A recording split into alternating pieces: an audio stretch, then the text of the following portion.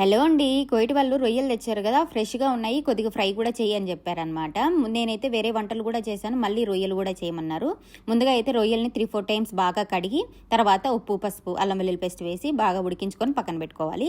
ముందుగా ప్యాన్ పెట్టేసి ఆయిల్ వేసేసి మనము ఆనియన్, అల్లం వెల్లుల్లి పేస్ట్ వేసి బాగా ఫ్రై చేసుకొని ఉడికించిన రొయ్యలను కూడా వేసి ఫ్రై చేసుకోవాలి. ఇందులో ఉప్పు, జీలకర్ర పొడి, పసుపు, మిరియాల పొడి, ధనియాల పొడి, ఎండు నిమ్మకాయల పొడి ఇవన్నీ వేసి బాగా ఫ్రై చేసుకోవాలి.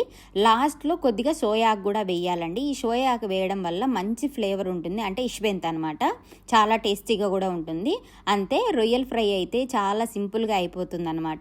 ఈరోజు నేను కోయిటి వాళ్ళకి చేసిన వంటలు ఐశ్రిస్తా మరక బెదింజాన్, అంటే వంకాయ మటన్ వేసిన కర్రీ, సేమియాలు వేసిన రైస్ చేశాను అనమాట. రొయ్యల్ ఫ్రై ఇలా అయితే చేసి ఒక్కొక్కరికి ఒక్కొక్కసారి పెట్టేశానండి. చూసారా, లాస్ట్ థాలీలో అయితే వంకాయ ఫ్రై ఇంకా ఉల్లగడ్డ ఫ్రై కూడా ఎక్స్ట్రా పెట్టాను. Thank you for watching, please support.